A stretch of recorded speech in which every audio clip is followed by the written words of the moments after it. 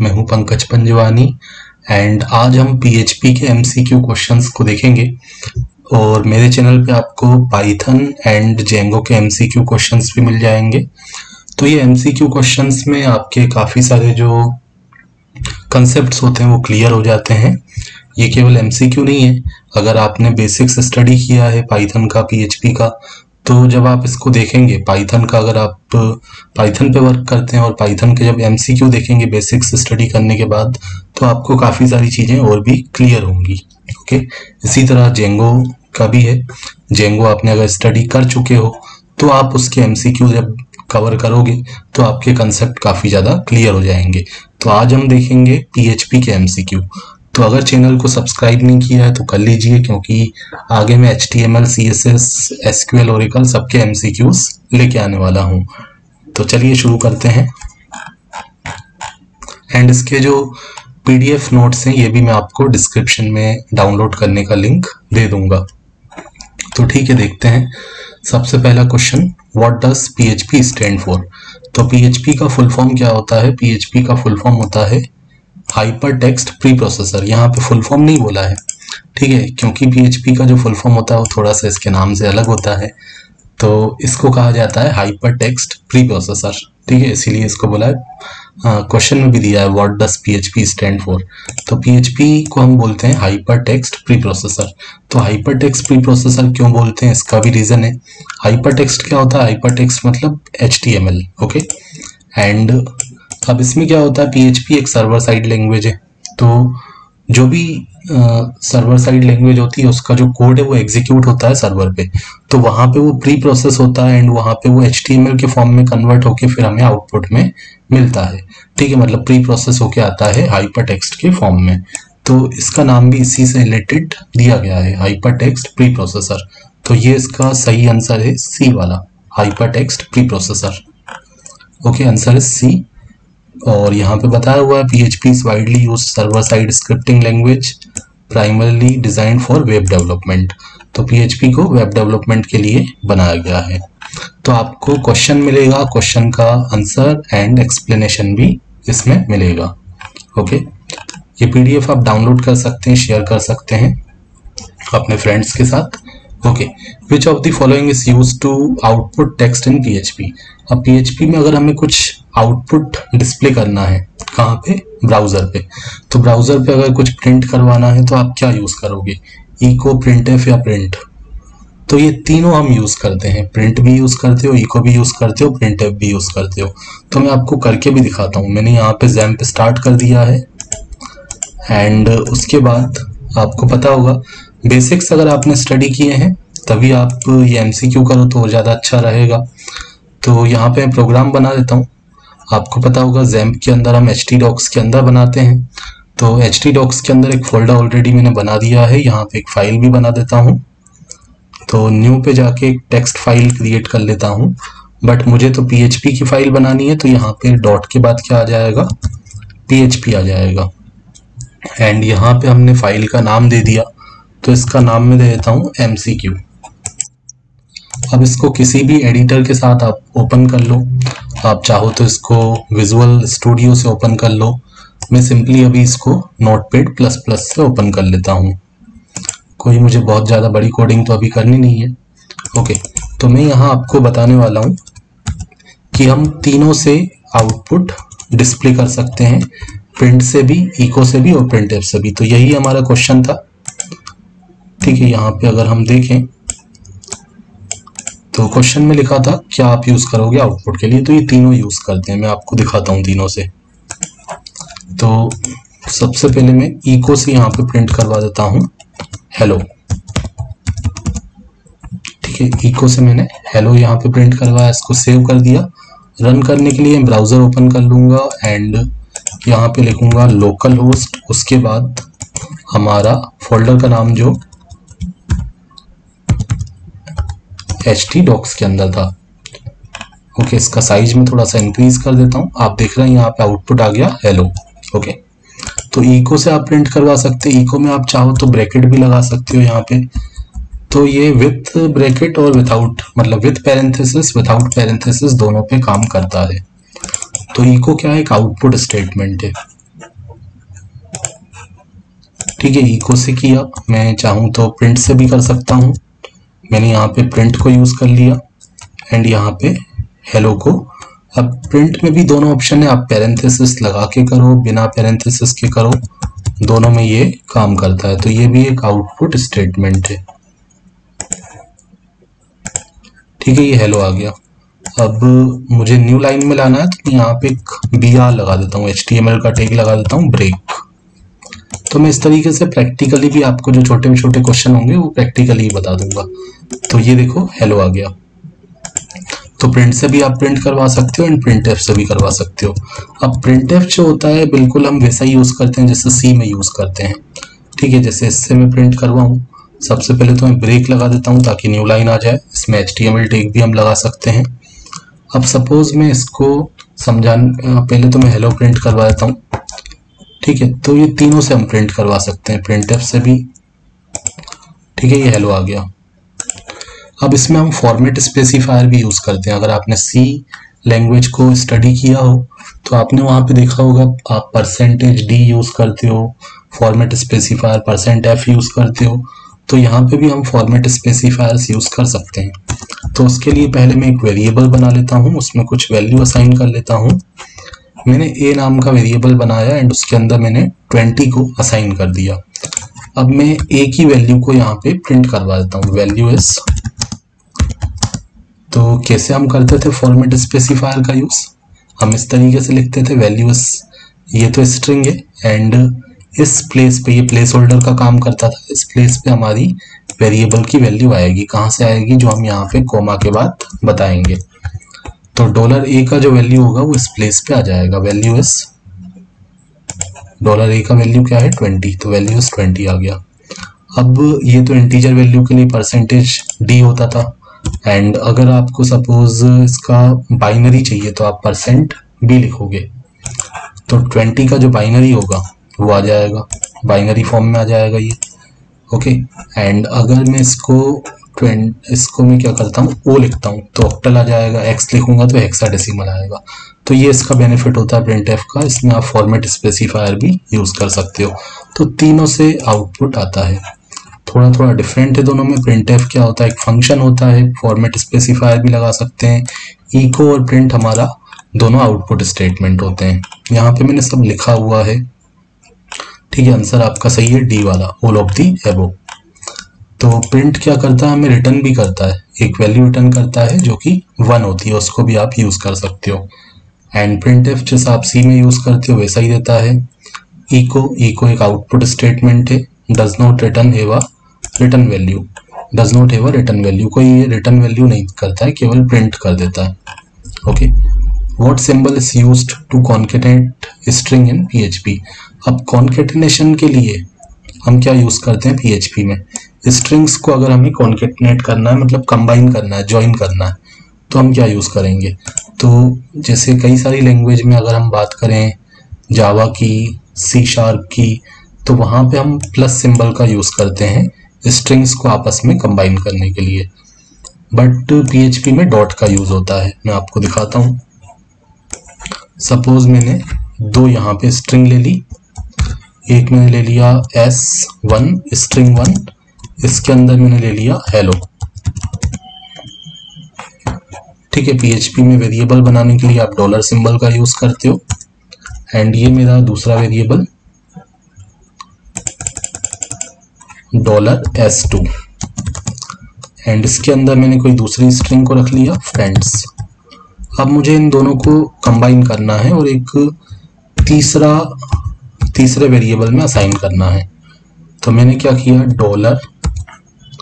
$S1 को मैंने join कर दिया S2 के साथ।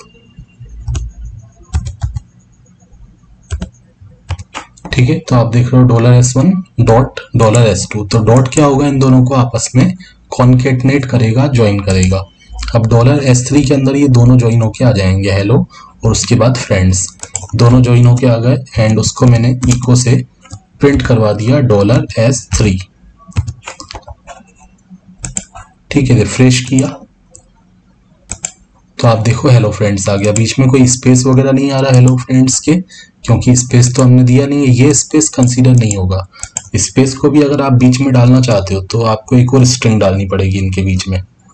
ये देखो मैंने एक स्ट्रिंग डाल दी, ठीक है, हेलो, फिर उसके बाद एक एम्प्टी स्ट्रिंग जो कि एक स्पेस है, ठीक है, एम्प्टी स्ट्रिंग मतलब एक स्पेस मैंने उसमें दिया हुआ है, एंड उसके बाद हमारा $S2, तो हेलो फिर स्पेस फिर फ्रेंड्स, ये तीनों आपस में जुड़ गए डॉट की मदद से। तो 3 स्ट्रिंग को आपस में मैंने जोड़ दिया, S3 में डाला एंड यहाँ पे डिस्प्ले करवा दिया। ओके, तो हमारा सही आंसर है डॉट, ठीक है, डॉट मतलब पीरियड ऑपरेटर कॉन्केटिनेशन के लिए हम यूज करते हैं।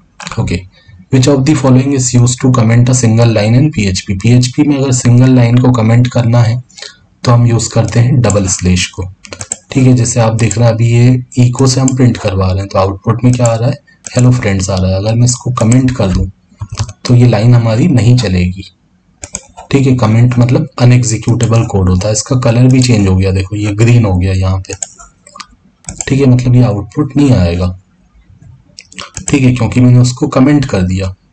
ओके, तो कमेंट क्या होता है, अनएग्जीक्यूटेबल कोड होता है। सिंगल लाइन को कमेंट करने के लिए हम PHP में डबल स्लैश को यूज करते हैं, और ये लास्ट वाला तो हम यूज करते हैं HTML में, एंड ये जो होता है मल्टीपल लाइन के लिए होता है स्लैश स्टार वाला। हैश यहाँ पे कमेंट के लिए नहीं होता, हैश कमेंट के लिए हम पाइथन में यूज करते हैं, सिंगल लाइन पाइथन कमेंट है ये। ओके, तो करेक्ट आंसर है हमारा डबल स्लैश, ठीक है, 2 बार using 2 forward slash. Which function is use to get the length of a string in PHP। PHP में कौन सा फंक्शन है जो स्ट्रिंग की लेंथ को गेट करने के काम में आता है। लेंथ कैसे पता चलेगी हमें किसी स्ट्रिंग की, तो उसके लिए हम यूज करते हैं strlen को, स्ट्रिंग लेंथ को। काउंट से तो हम काउंट करते हैं एरे के एलिमेंट्स को, ठीक है, एंड strlen हमारा आंसर रहेगा। मैं आपको करके भी दिखाता हूँ, जिससे यहाँ पे आप देख रहे हैं हेलो, S1 के अंदर क्या है, हेलो, तो मुझे इसकी लेंथ प्रिंट करवानी है, तो मैंने यहाँ पे लिखा इको से मैंने मैसेज दे दिया लेंथ ऑफ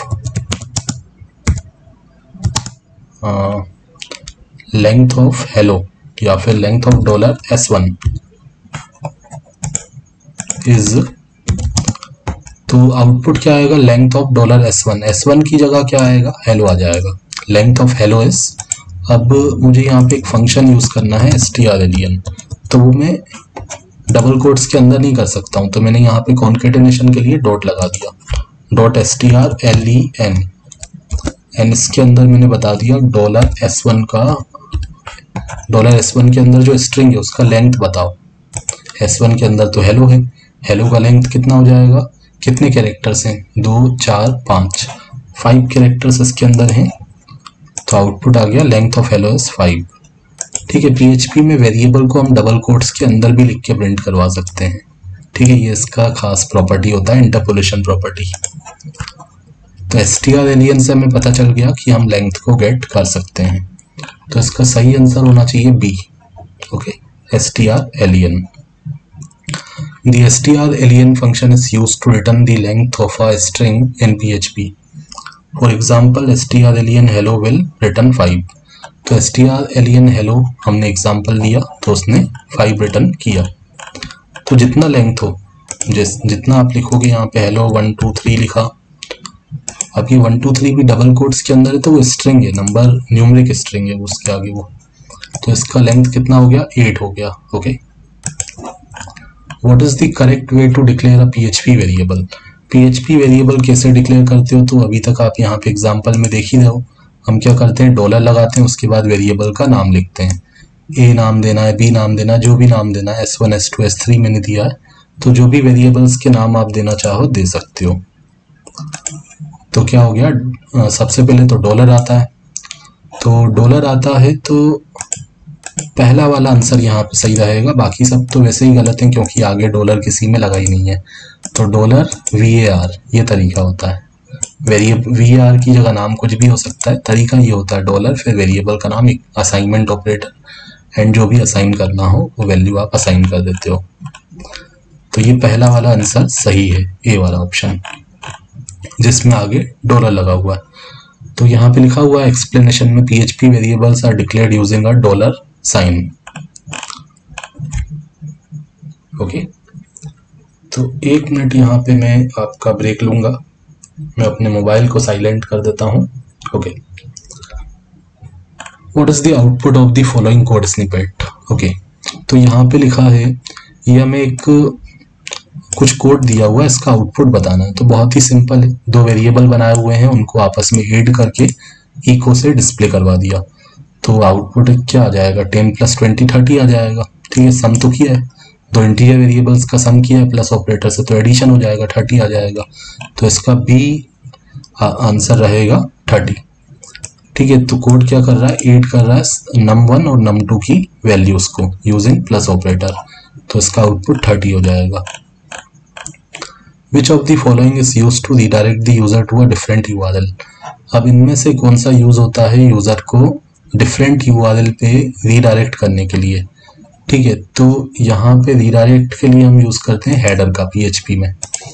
तो हेडर से हम फोर्सफुली रीडायरेक्ट कर सकते हैं, जैसे मैं आपको दिखाऊं, यहाँ पे मैं लगा दिया हेडर, एंड यहाँ पे मैंने इसके अंदर लिखा, ये इसका सिंटेक्स होता है, हेडर लिखते हो उसके अंदर आपको लिखना पड़ता है लोकेशन, फिर कॉलन, देन आफ्टर आप किसी वेबसाइट का नाम बताओगे, वेबसाइट का या आपके किसी पेज का नाम भी हो सकता है। तो मैंने लिखा http:// हमारी वेबसाइट का नाम दे दिया पंजवानी tutorials.com।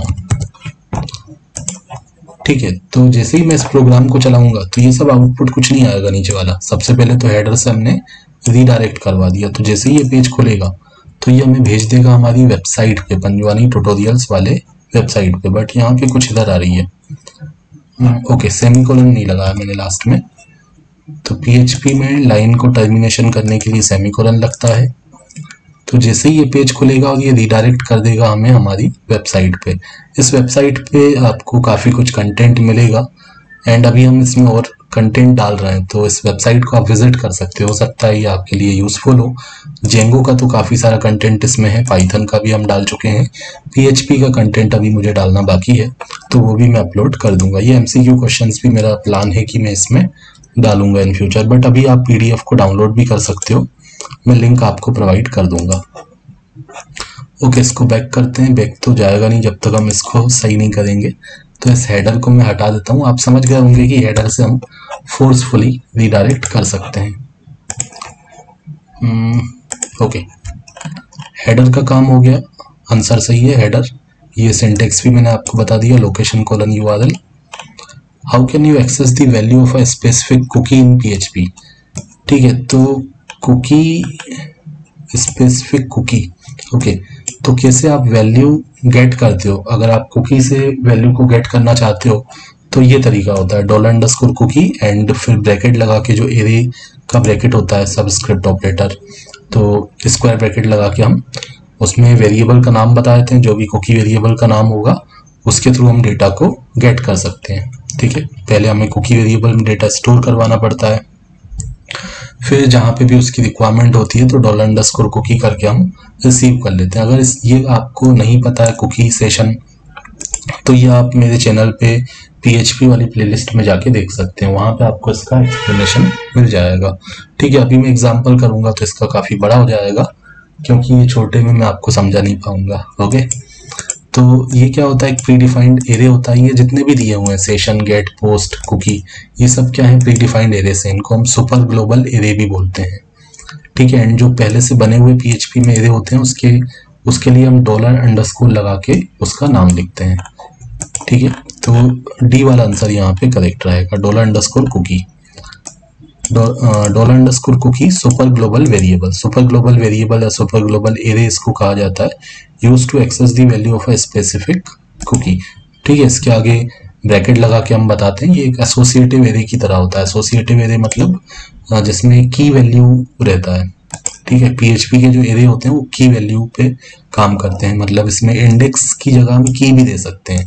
मतलब कोई, जैसे मैं आगे बता सकता हूँ आपको, यहाँ बताता हूँ।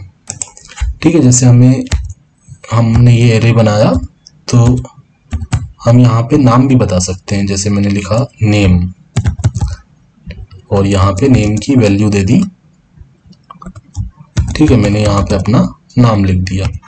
ठीक है, तो इसको बोलते हैं एसोसिएटिव एरे। मतलब इंडेक्स हम यूज करते थे जनरली, सी में आपने देखा होगा, जावा में देखा होगा, इंडेक्स यूज करते हो। बट यहाँ पे हम इंडेक्स की जगह क्या यूज कर सकते हैं, की को भी यूज कर सकते हैं, की और ये वैल्यू, तो इसको एसोसिएटिव एरे बोलते हैं। ओके, तो इसी तरह $_cookie यूज करके आप उसमें भी इसी तरीके से डेटा डाल सकते हो, तो वो भी हमारा एक एसोसिएटिव एरे होता है।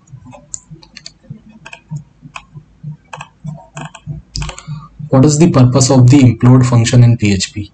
तो implode function का काम क्या होता है, to split a string into an array। तो पहला वाला ऑप्शन गलत है।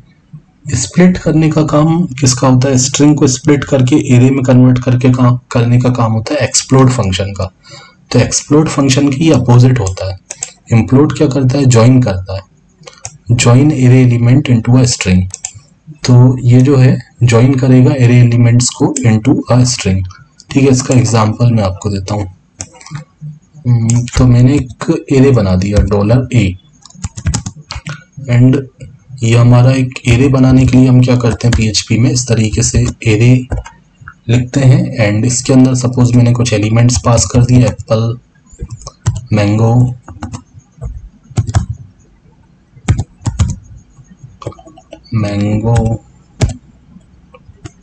तीन एलिमेंट्स अभी मैंने डाल दिए इसमें, बनाना, एप्पल, मैंगो, बनाना। ओके, तो ये जो एरे एलिमेंट्स हैं इनको ज्वाइन करके एक स्ट्रिंग के अंदर डाल देता है इम्प्लोड फंक्शन। तो यहाँ पे मैंने यूज कर लिया एक वेरिएबल str। ठीक है, तो हमारे पास एक स्ट्रिंग आ जाएगी इम्प्लोड फंक्शन से। तो कैसे ये ज्वाइन करता है, सबसे पहले इसमें हमें एक डिलिमिटर बताना पड़ता है। सपोज मैंने स्पेस दे दिया, कुछ ना कुछ बताना पड़ेगा, स्पेस या कोमा, ऐसा कुछ भी।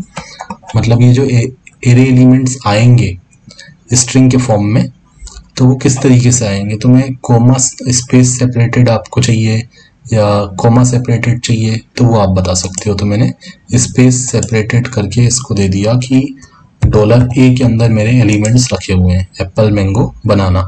तो इन तीनों एप्पल, मैंगो, बनाना को आप जोड़ दो और उसको स्प्रिंग ये स्पेस के अकॉर्डिंग जो है जोड़ के मुझे str के अंदर दे दो एंड यहाँ पे मैं उसको प्रिंट करवा दूंगा। तो str को मैंने प्रिंट करवा दिया, $str को।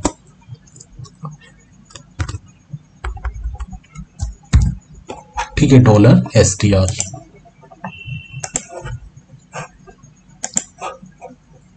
तो इसको मैं बैक करता हूँ, रिफ्रेश करता हूँ, वापस जाता हूँ यहाँ पे।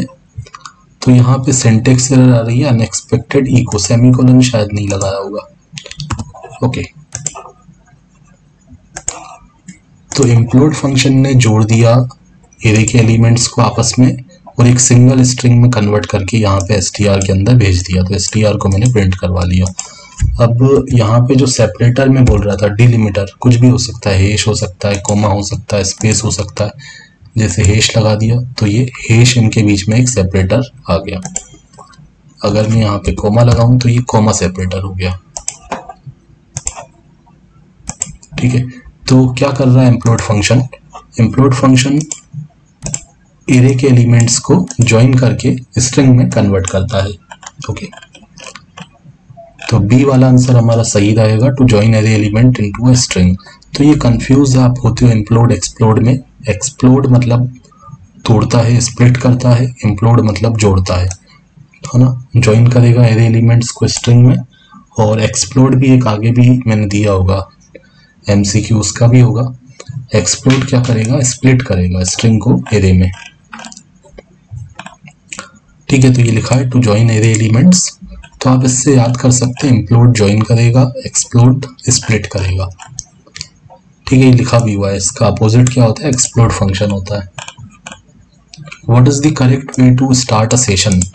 अब सेशन आप कैसे स्टार्ट करते हो PHP में, सेशन कुकी के कंसेप्ट आपको मेरे PHP के प्लेलिस्ट में मिल जाएंगे। सेशन को हम यूज़ करते हैं जब हमें लॉगिन करना हो, लॉग आउट करना हो, उस समय हम यूज़ करते हैं। जैसे हम लॉगिन करते हैं तो सेशन के अंदर यूज़र की कुछ इन्फॉर्मेशन जैसे यूज़र नेम पासवर्ड वगैरह स्टोर कर लेते हैं, फिर उसको थ्रू आउट दी जब तक वो लॉगिन रहता है तो उसकी सेशन वेरिएबल का डेटा हम यूज़ करते हैं, जैसे उसका यूज़र नेम डिस्प्ले करना, उसको ऑथेंटिकेशन उसका रखना कि ये पेज पे वो तभी विजिट कर सकता है जब वो उसका सेशन चल रहा है। तो सेशन के लिए हम क्या करते हैं, सेशन स्टार्ट को यूज़ करते हैं, ठीक है। मतलब जिस पेज पे हमें सेशन वेरिएबल्स को यूज़ करना है, ठीक है, सेशन के कंसेप्ट को यूज़ करना है, तो सबसे पहले हम सेशन अंडरस्कोर स्टार्ट लिखते हैं उस पेज में टॉप पे। तो सेशन स्टार्ट इसका सही आंसर है पहला वाला, सेशन अंडरस्कोर स्टार्ट, ठीक है। सेशन अंडरस्कोर स्टार्ट क्या करेगा, या तो नया सेशन बना देगा और अगर पहले से सेशन चल रहा है तो उसी एग्जिस्टिंग सेशन को रिज्यूम कर देगा, ठीक है। मतलब एक पेज पे हमारा सेशन स्टार्ट हुआ तो दूसरे पेज पे उसी को रिज्यूम कर देंगे। Which of the following is used to access the current date and time in PHP? तो PHP में डेट एंड टाइम को एक्सेस करने के लिए हम यूज़ करते हैं डेट फंक्शन का। मैं आपको करके दिखाता हूँ, डेट और टाइम दोनों मिल जाता है हमें इससे। इको से मैंने यहाँ पे डेट फंक्शन को कॉल कर दिया तो ये आपको डेट और टाइम रिटर्न करता है। इसके अंदर आपको कुछ फॉर्मेट देना पड़ता है, जैसे कि मुझे चाहिए डे मंथ ईयर, तो इससे हमारे पास डेट आ जाएगी, डेट मंथ और ईयर। तो ये डेट मंथ और ईयर आ गया। टाइम भी आप इसमें बता सकते हो, जैसे मैंने लिखा हावर कॉलन मिनट, मिनट के लिए इसमें आई यूज़ करते हैं हावर, क्योंकि एम तो ऑलरेडी हम यूज़ कर चुके हैं मंथ के लिए, हावर मिनट सेकंड। तो ये प्री डिफाइंड, इसका भी वीडियो आपको मेरे चैनल पे मिलेगा, मैंने काफ़ी डिटेल में बताया हुआ है उसमें। हावर मिनट सेकंड। AM PM के लिए हम यूज़ करते हैं ए, ठीक है। ए से हमें AM PM का भी इंफॉर्मेशन मिलेगा, ठीक है। AM होगा तो AM आएगा, PM होगा तो PM आएगा। यहाँ पे अलग अलग तरीके से आप यूज़ कर सकते हो, जैसे कैपिटल Y लिखते हो तो आपको जो ईयर है वो फुल फॉर्म में मिलेगा, मतलब 4 लेटर्स में मिलेगा। इसी तरह मंथ अगर वर्ड्स में चाहिए तो M लिखते हो, कैपिटल M, तो ये वर्ड्स में आ गया, ओके, एब्रेविएशन आ गया।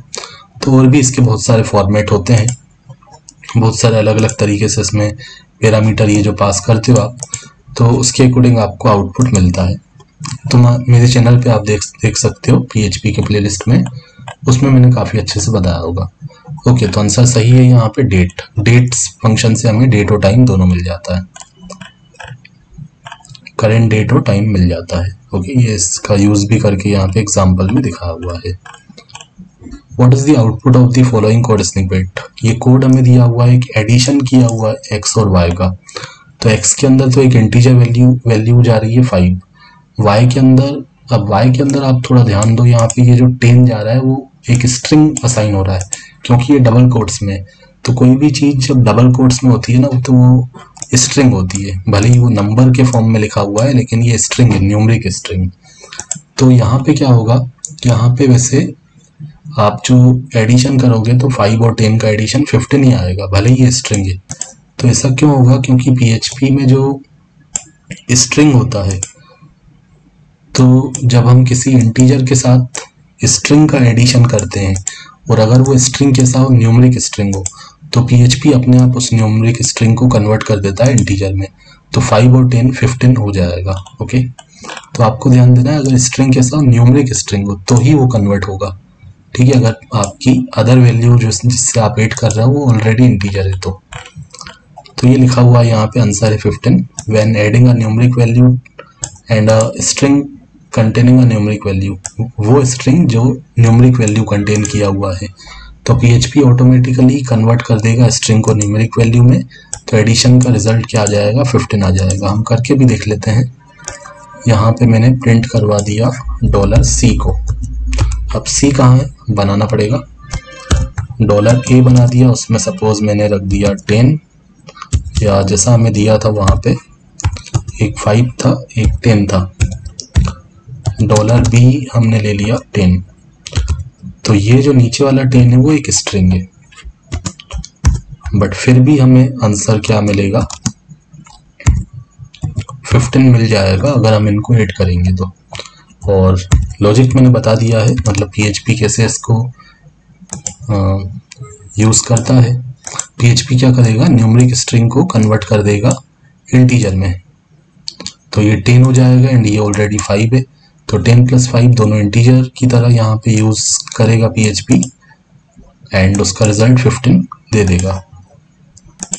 ओके, तो इस तरीके से ये कंसेप्ट आपको यहाँ पे MCQ में समझ में आएंगे। ऐसे हो सकता है प्रोग्रामिंग करते समय हमें इतने लॉजिक वहाँ पे नहीं मिलते हैं, तो MCQ में ऐसे मतलब छाट के मतलब दिए जाते हैं कंफ्यूज करने के लिए। तो ये काफ़ी अच्छे कंसेप्ट यहाँ पे आपके क्लियर हो जाते हैं। What is the purpose of the require statement. ठीक है, रिक्वायर स्टेटमेंट का क्या यूज़ होता है, तो यहाँ पे हम देखते हैं to include a PHP file only if it exist. तो ये पहला वाला आंसर इसका सही है।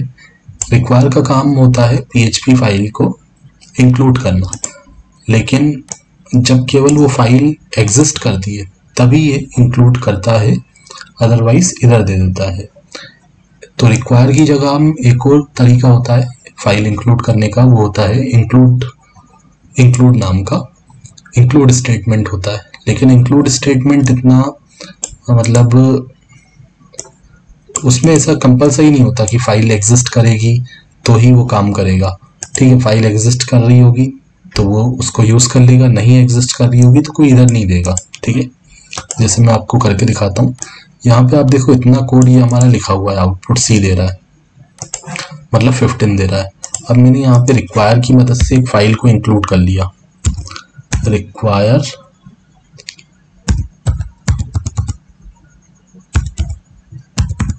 ठीक है, रिक्वायर लिखा एंड डबल कोट्स के अंदर मैंने एक फाइल यहाँ पे डाल दी abc.php। तो ये फाइल एग्जिस्ट करनी चाहिए उसी डायरेक्टरी में जहाँ पे हमारा mcq.php है, उसी डायरेक्टरी में ये होनी चाहिए, क्योंकि यहाँ पे मैंने केवल फाइल का नाम दिया तो ये इसी डायरेक्टरी में सर्च करेगा। तो उसको नहीं मिलेगा तो यहाँ पे हमें इधर दे देगा, वार्निंग दे दिया, require ABC fail to open stream, no such file और डायरेक्टरी। इस नाम का कोई फाइल और डायरेक्टरी इसमें नहीं है। एंड देखो आगे का जो आउटपुट है, मतलब ये भी नहीं आता, 15 आना चाहिए था। तो ठीक है, चलो यहाँ पे गड़बड़ है तो कम से कम ये नीचे वाला तो काम करना चाहिए, तो वो भी नहीं हो रहा। ऊपर गलती है तो नीचे वाला कोड भी नहीं एग्जीक्यूट होगा, यहीं पे वो प्रोग्राम को रोक देगा। एंड अगर मैं यहाँ पे इसकी जगह इंक्लूड यूज़ करूँ, एक इंक्लूड होता है, इंक्लूड क्या करता है, इसके लिए तो इधर दे देगा ABC आपका नहीं है, लेकिन वो आगे वाले प्रोग्राम को रोकेगा नहीं। ठीक है, आगे वाला प्रोग्राम चलता रहेगा। 15 आ गया, तो ये डिफरेंस होता है इंक्लूड और रिक्वायर में। ठीक है, तो रिक्वायर अगर मैं लगाता हूँ, ठीक है, जैसे रिक्वायर लगा दो या तो इसके लिए आप क्या करोगे, एक फाइल बना दोगे। मैं एक और नया फाइल बना लेता हूँ, न्यू पे जाके न्यू टेक्स्ट डॉक्यूमेंट, मैंने क्या नाम दिया था, abc.php।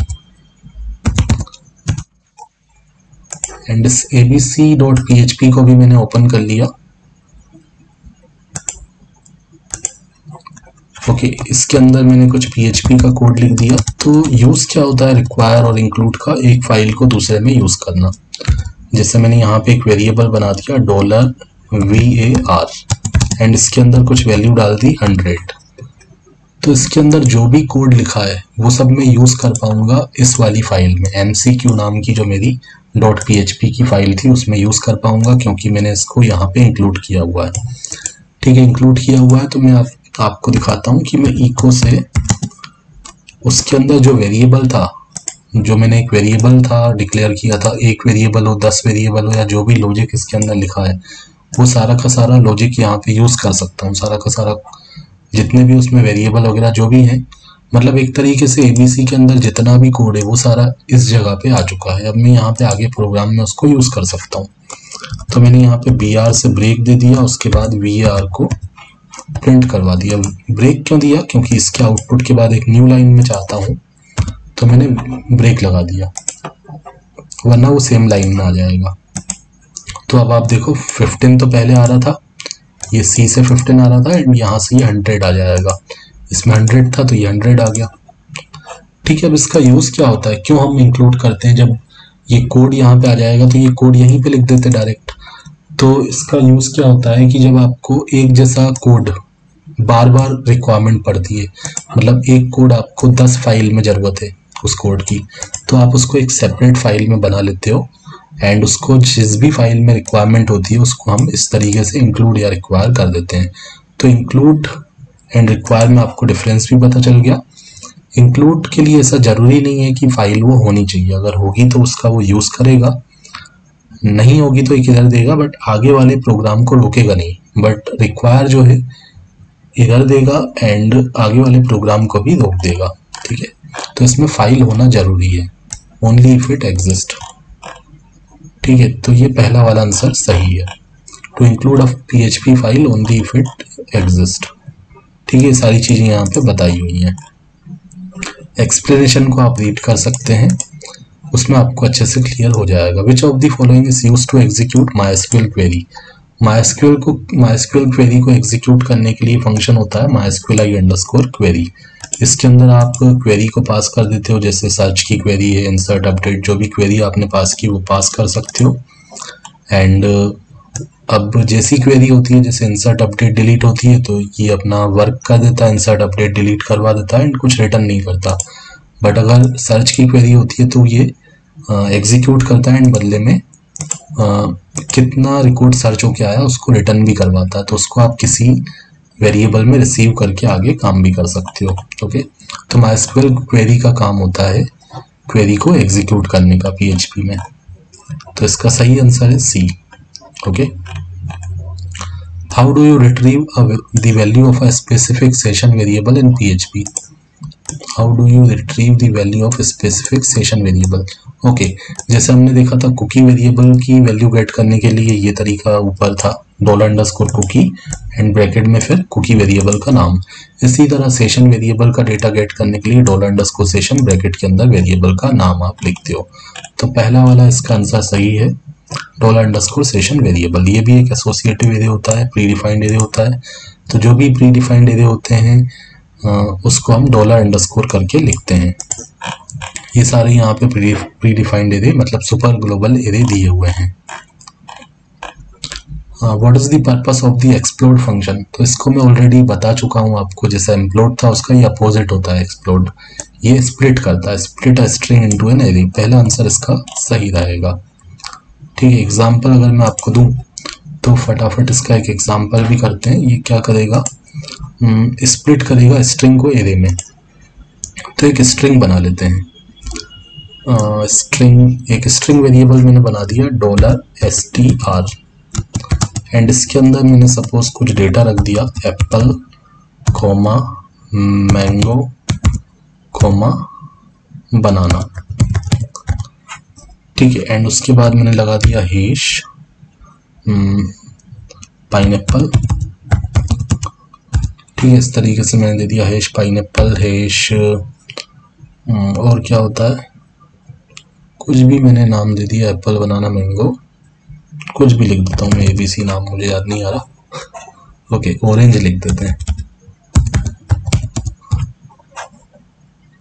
एंड अब क्या करना है, अब स्ट्रिंग को हम एक्सप्लोड से स्प्लिट करवा लेंगे, एक एरे के अंदर डाल देंगे। तो एक हमारा वेरिएबल हो गया जिसके अंदर हमारा एरे आ जाएगा स्प्लिट होके एक्सप्लोड फंक्शन से। तो एक्सप्लोड फंक्शन को यूज किया, इसके अंदर सबसे पहले हम डिलिमिटर देते हैं कि किससे आपको सेपरेट करवाना है। तो आप देखो ये जो स्ट्रिंग है उसमें दो तरीके के डिलिमिटर दिख रहे हैं, मैंने कोमा भी यूज किया है, हैश भी यूज किया है, ठीक है। इससे मैंने खुद से किया है ताकि मैं आपको एक्सप्लेन कर पाऊँ कि मैं अलग अलग डिलिमिटर के साथ यहाँ पे इसको ब्रेक करवा के एक एरे के अंदर लेके आ सकता हूँ। तो अगर मैं कोमा यूज करता हूँ, str मैंने यहाँ पे पास कर दिया, ठीक है। तो ये str को क्या करेगा, स्प्लिट कर देगा एरे के फॉर्म में। एंड किस तरीके से स्प्लिट करेगा, कोमा सेपरेट करके। तो इसमें स्ट्रिंग में आप देखो एप्पल कोमा से पहले लिखा है, तो ये एरे का पहला एलिमेंट बन जाएगा, मैंगो दूसरा एलिमेंट बन जाएगा, फिर कोमा है तो उसके बाद अब ये पूरा banana, pineapple, orange including hash symbol ये तीसरा एलिमेंट बन जाएगा। तो यहाँ पे 3 एलिमेंट हमें मिलेंगे। अब इको से प्रिंट नहीं करवाते हैं हम, एरे को प्रिंट करवाना है तो आप प्रिंट अंडरस्कोर आर यूज कर सकते हो। इको से करवाओगे तो इधर आ जाएगी, फिर वहां पे हमें इंडेक्स नंबर भी स्पेसिफाई करना पड़ेगा, तो हम प्रिंट अंडरस्कोर आर यूज कर लेते हैं। Syntax line number 3 semicolon missing.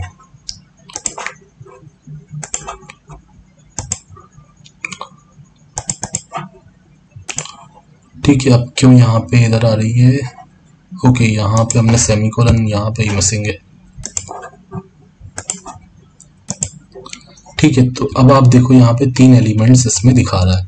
0 पे एप्पल है, 1 पे मैंगो है और 2 पे ये पूरा आ गया बनाना पाइनएप्पल ऑरेंज, क्योंकि मैंने यहाँ पे कोमा सेपरेट करके इसको एक्सप्लोर किया। अगर मैं हैश का यूज करता तो क्या होता, ये एप्पल कोमा मैंगो कोमा बनाना एक हो जाता, एंड उसके बाद पाइनएप्पल एक अलग हो जाता, ऑरेंज एक अलग हो जाता। या फिर सपोज यहाँ से हैश हटा दिया,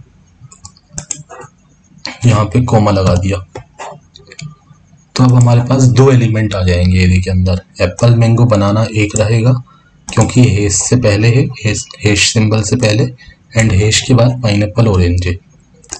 तो यहाँ पे 2 एलिमेंट आ जाएंगे मेरे। एप्पल मैंगो बनाना एक हो गया, पाइनएप्पल ऑरेंज एक अलग हो गया। ठीक है, तो एक्सप्लोर से आपको समझ में आया। आप क्या करते हो, डिलीमीटर जो होता है उसके अकॉर्डिंग स्प्लिट करते हो स्ट्रिंग को एरे में।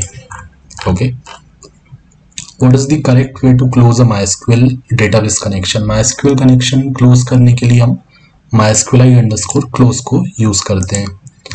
तो जो भी रिसोर्सेस हमारे लगे होते हैं वो कनेक्शन के लिए वो उसको रिलीज कर देता है। ओके, तो ये अच्छी प्रैक्टिस है, आपको कनेक्शन को क्लोज जरूर करना चाहिए। लास्ट में जब आपका पूरा क्वेरी वगैरह आपने रन कर दिया तो उसको क्लोज करना चाहिए। ठीक है, it help release the resource associated with the connection. Okay, तो MySQLi_close इसका सही आंसर है। MySQL डेटाबेस कनेक्शन को क्लोज करने के लिए हम MySQLi_close को यूज करते हैं। How can you retrieve the number of elements in an array in PHP? अगर किसी एरे के नंबर ऑफ एलिमेंट्स को काउंट करना है तो उसके लिए काउंट फंक्शन होता है। ठीक है, जैसे आप देखो ये $a क्या है, एक एरे बन चुका है क्योंकि स्ट्रिंग को हमने स्प्लिट किया एक्सप्लोर की मदद से और एक $a के अंदर लेके आ गए। तो ए हमारा एक एरे है और उसके अंदर कितने एलिमेंट्स हैं काउंट करना है। तो ये 2 एलिमेंट्स आपको दिख रहे हैं अभी आउटपुट में, तो 2 आना चाहिए अगर मैं काउंट करूंगा तो इको से हम प्रिंट करवा देते हैं काउंट करके। पहले मैंने एक ब्रेक लगा दिया ताकि जो भी मैं करवाऊं वो न्यू लाइन में आ जाए, एंड कॉन्केटेनेशन लगा दिया क्योंकि फंक्शन को हम डबल कोट्स के अंदर नहीं लिखते हैं। ठीक है, डॉट हमारा कॉन्केटेनेशन का काम करेगा। $a आ गया, सेमीकोलन,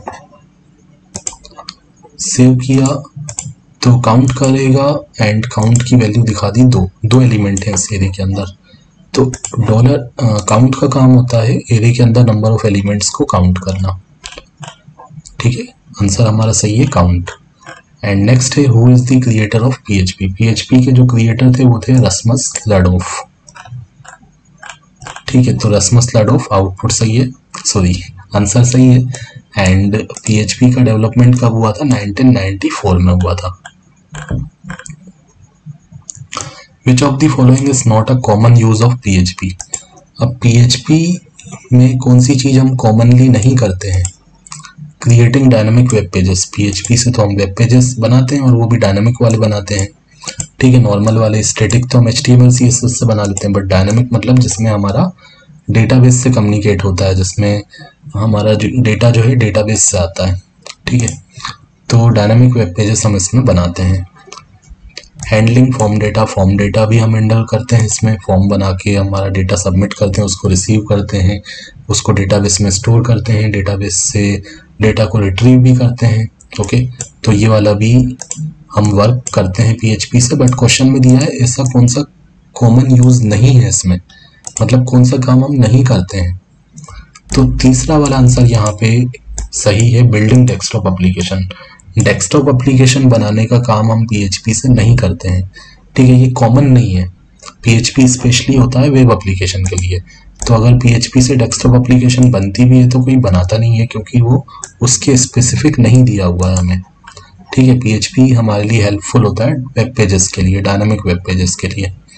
इंटरेक्टिंग विथ डेटाबेस से तो इंटरेक्ट हम करते हैं, तो सी इसका आंसर रहेगा।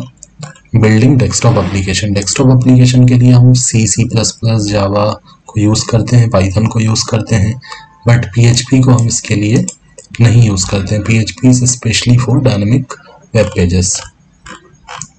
तो फ्रेंड्स आज के लिए इतने ही क्वेश्चन, 21 क्वेश्चन मैंने यहाँ पे कवर किए। नेक्स्ट वीडियो में आपको और भी क्वेश्चंस मिल जाएंगे जो पार्ट 2 रहेगा इस MCQ का। ओके, तो फ्रेंड्स आप चैनल को सब्सक्राइब करो एंड शेयर करो सभी के साथ, ताकि दूसरों तक भी ये नॉलेज पहुँच पाए। एंड बहुत सारे MCQs आने वाले हैं जावास्क्रिप्ट के, HTML CSS सभी के, ओरेकल वगैरह सभी के मैं यहाँ पे अपलोड करूँगा। ठीक है, पर डे एक वीडियो मैं कोशिश करूँगा कि मैं लेके आऊँ। Thanks for watching.